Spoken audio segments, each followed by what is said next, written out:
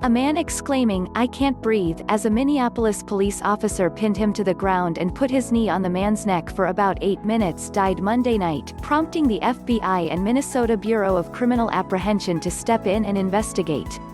Video of the incident shows that a white police officer had a black man pinned to the ground next to the back tire of his patrol car with his knee on the man's neck. "Please, please, please, I can't breathe," the man begs. "My stomach hurts. My neck hurts. Please, please. I can't breathe." Onlookers outside the Minneapolis deli urge the officer to get off the man. "You're stopping his breathing right now, you think that's cool?" one man says. "His nose is bleeding, look at his nose," says a woman. The officer doesn't budge. And then the man goes silent. More people begin to intervene and call for the officer or his partner to check for a pulse. The officer remains on the man's neck, even as he lay apparently unresponsive, for a total of about 8 minutes before paramedics arrive and the man is placed on a stretcher. The man looked already dead before the ambulance even got there.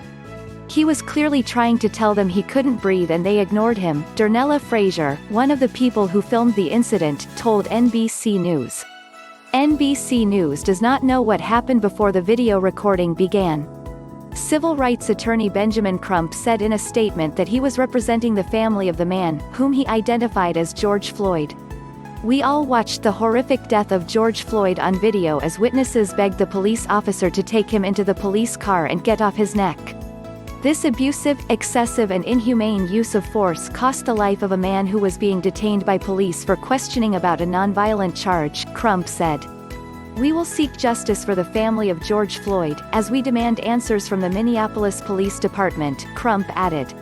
"How many, while black deaths will it take until the racial profiling and undervaluing of black lives by police finally ends?"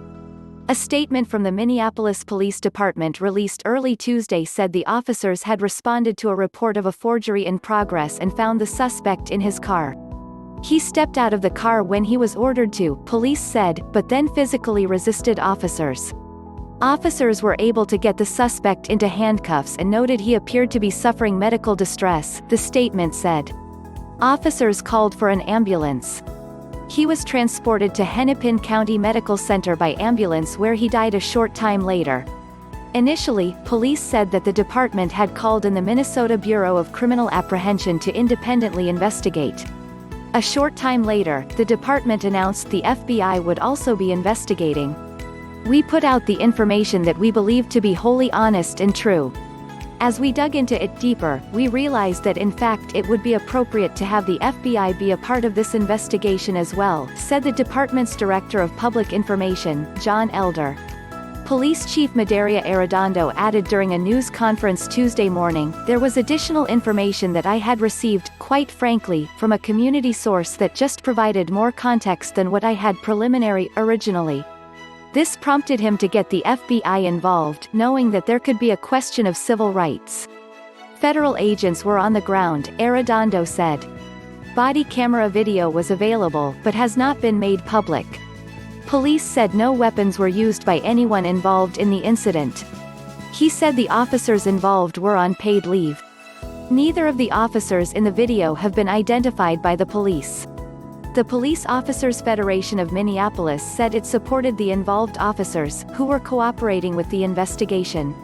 "Now is not the time rush to judgment and immediately condemn our officers," a statement from the organization said. "We must review all video. We must wait for the medical examiner's report." The Minnesota Department of Public Safety Bureau of Criminal Apprehension said investigators would like to speak with anyone who recorded or witnessed the incident. The Bureau would be sharing its findings with the FBI and presenting the completed investigation to the Hennepin County Attorney's Office for review. "What we saw was horrible, completely and utterly messed up," Mayor Jacob Frey said of the video during the news conference. "I believe what I saw, and what I saw was wrong at every level. This man's life matters," Frey said. "He should not have died, he was a human being and his life mattered. Whatever the investigation reveals, it does not change the single truth that he should be with us this morning. Being black in America should not be a death sentence," Frey said. When you hear someone calling for help, you are supposed to help, and this officer failed in the most basic human sense. A protest was planned for Tuesday night at the scene of the incident. Frey encouraged protesters to express their anger, but asked them to do so safely and while social distancing. Giovanni Thunstrom, the owner of Conga Latin Bistro, said Floyd had worked there as a security guard for more than 5 years. He said Floyd was also a friend and had been a tenant of his.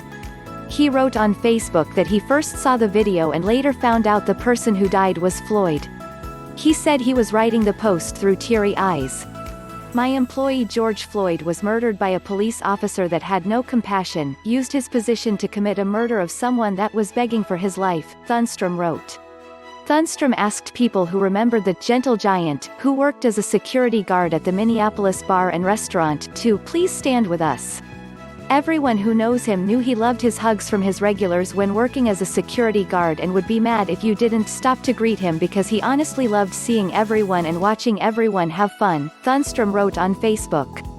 In a statement, Senator Amy Klobuchar, D-Min, said, "Justice must be served for this man and his family, justice must be served for our community, and justice must be served for our country." We heard his repeated calls for help. We heard him say over and over again that he could not breathe. And now we have seen yet another horrifying and gut-wrenching instance of an African American man dying, Klobuchar said. In a statement, the American Civil Liberties Union and the ACLU of Minnesota called for a fair investigation and justice for Floyd. Nearly 6 years after Eric Garner's death in New York, and 4 years after Philando Castile's in Minnesota, this tragic video shows how little meaningful change has emerged to prevent police from taking the lives of Black people, said Paige Fernandez, policing policy advisor for the ACLU. Make no mistake, George Floyd should be alive today. The officers responsible must be held accountable. The public has seen the video, Fernandez added. To call this a medical incident is an insult.